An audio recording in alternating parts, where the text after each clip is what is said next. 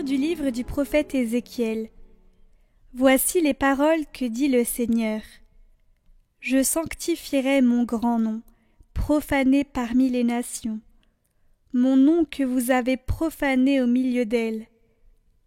Alors les nations sauront que je suis le Seigneur, oracle du Seigneur Dieu, quand par vous je manifesterai ma sainteté à leurs yeux. Je vous prendrai du milieu des nations, je vous rassemblerai de tous les pays, je vous conduirai dans votre terre. Je répandrai sur vous une eau pure, et vous serez purifiés. De toutes vos souillures, de toutes vos idoles, je vous purifierai. Je vous donnerai un cœur nouveau, je mettrai en vous un esprit nouveau. J'ôterai de votre chair le cœur de pierre, je vous donnerai un cœur de chair. Je mettrai en vous mon esprit, je ferai que vous marchiez selon mes lois, que vous gardiez mes préceptes et leur soyez fidèles. Vous habiterez le pays que j'ai donné à vos pères, vous serez mon peuple, et moi, je serai votre Dieu.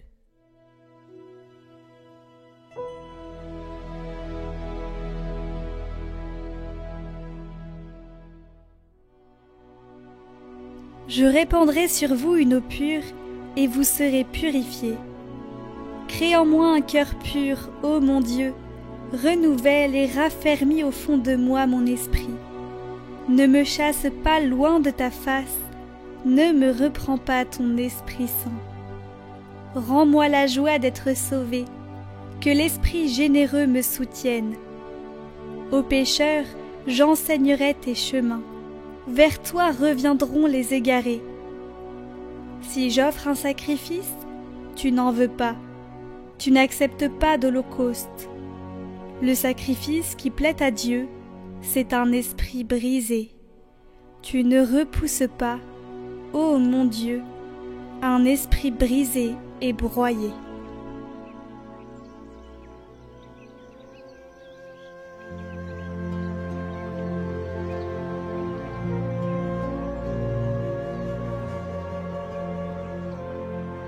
Évangile de Jésus-Christ selon saint Matthieu. En ce temps-là, Jésus se mit de nouveau à parler aux grands prêtres et aux anciens du peuple, et il leur dit en parabole. Le royaume des cieux est comparable à un roi qui célébra les noces de son fils. Il envoya ses serviteurs appeler à la noce les invités, mais ceux-ci ne voulaient pas venir. Il envoya encore d'autres serviteurs dire aux invités « Voilà, j'ai préparé mon banquet, mes bœufs et mes bêtes grasses sont égorgés. Tout est prêt, venez à la noce. » Mais ils n'en tinrent aucun compte et s'en allèrent, l'un à son champ, l'autre à son commerce. Les autres empoignèrent les serviteurs, les maltraitèrent et les tuèrent. Le roi se mit en colère, il envoya ses troupes, fit périr les meurtriers et incendia leur ville. Alors il dit à ses serviteurs, « Le repas de noces est prêt. » Mais les invités n'en étaient pas dignes. Allez donc aux croisées des chemins. Tous ceux que vous trouverez, invitez-les à la noce. Les serviteurs allèrent sur les chemins, rassemblèrent tous ceux qu'ils trouvèrent, les mauvais comme les bons, et la salle de noces fut remplie de convives. Le roi entra pour examiner les convives. Et là, il vit un homme qui ne portait pas le vêtement de noces. Il lui dit « Mon ami, comment es-tu entré ici sans avoir le vêtement de noces ?» L'autre garda le silence. Alors le roi dit aux serviteurs « Jetez-le, pieds et poings liés, dans les ténèbres du dehors. Là, il y aura des pleurs et des grincements de dents, car beaucoup sont appelés, mais peu sont élus. »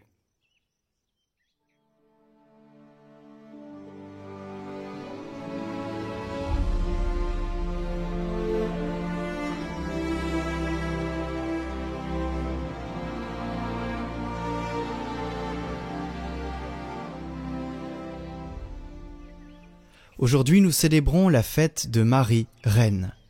Marie est reine parce qu'elle est la mère de Jésus, roi de l'univers. La fête d'aujourd'hui a été instituée par le pape Pie XII en 1954 pour vénérer Marie comme reine, tout comme nous vénérons son fils, le Christ roi. L'évangile de saint Luc nous présente Marie, une jeune fille de Nazareth, un petit village d'Israël. C'est sur cette jeune fille de ce village lointain, loin des projecteurs du monde, que le Seigneur a posé son regard, lui qu'il avait choisi pour être la mère de son Fils. L'histoire de Marie est donc l'histoire d'un Dieu qui surprend. Et Marie se laisse surprendre à l'annonce de l'ange. Elle ne cache pas son étonnement. C'est l'étonnement de voir que Dieu veut se faire homme et qu'il l'a choisi pour être sa mère. Une fille simple de Nazareth qui ne vit pas dans les palais du pouvoir et de la richesse, qui n'a pas fait de choses extraordinaires. C'est l'étonnement de voir que Dieu est amoureux d'elle. Elle est pleine de grâce. Cette expression, pleine de grâce, si familière au peuple chrétien, est une salutation d'une grande profondeur, car elle lui rappelle la grandeur de sa vocation. Elle a été choisie pour être la mère de Dieu et a donc été préservée du péché originel au moment même de sa conception.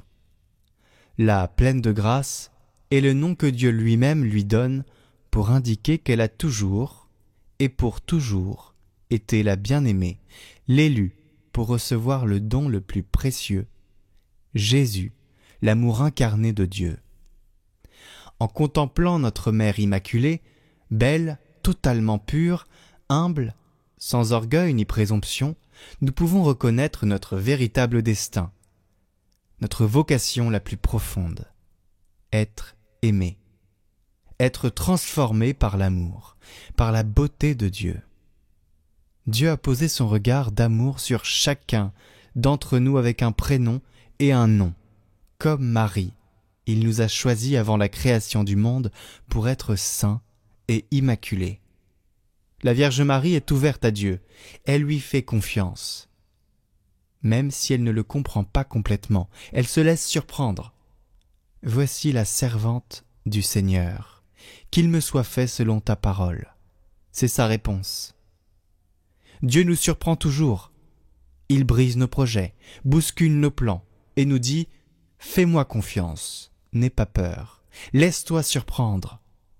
Sors de toi-même et suis-moi. » Il attend de nous que nous nous laissions surprendre, dans la simplicité, dans l'humilité de nos vies.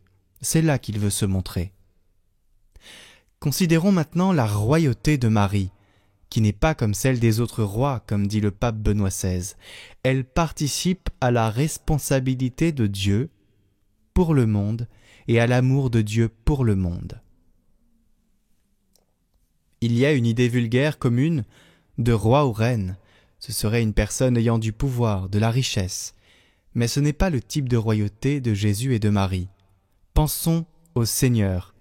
La royauté est le fait d'être roi pour le Christ et mêlé d'humilité, de service et d'amour. C'est servir, aider et aimer.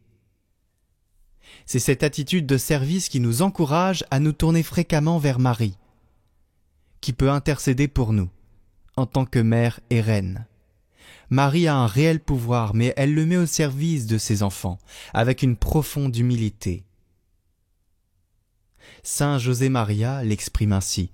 Il est juste que le Père, le Fils et le Saint-Esprit couronnent la Sainte Vierge en tant que reine, ayant la seigneurie sur toute la création.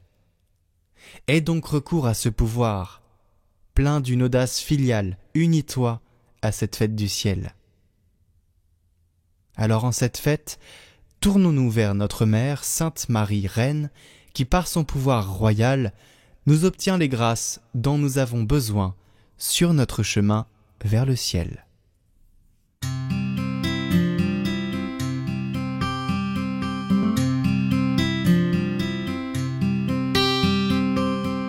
Fille de Sion, ton bâtisseur t'épousera, dans ta ville couronnée brillera la pierre angulaire. Le Seigneur déchire les cieux et descend. Alléluia, Alléluia.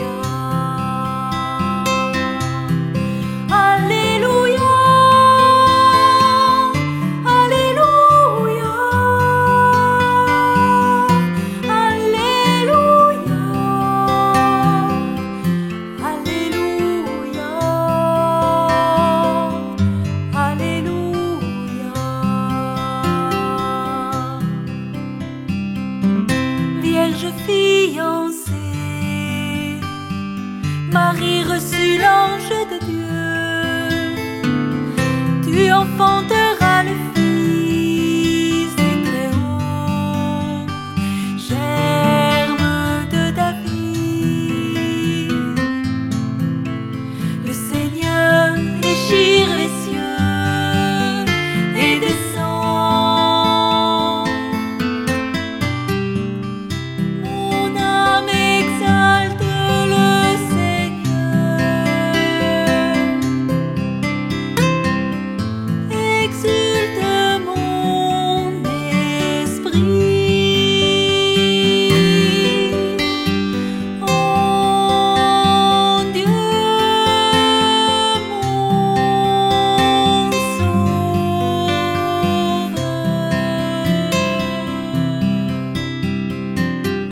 Mère des vivants, au pied de l'arbre de la croix, femme, voici ton enfant bien-aimé. Fils, voici ta mère. Le Seigneur déchire les cieux et descend. Alléluia, Alléluia, Alléluia, Alléluia, Alléluia, Alléluia, Alléluia. Femme dans les cieux et couronnée de douze étoiles, avec toi la création tout entière soupire et travaille.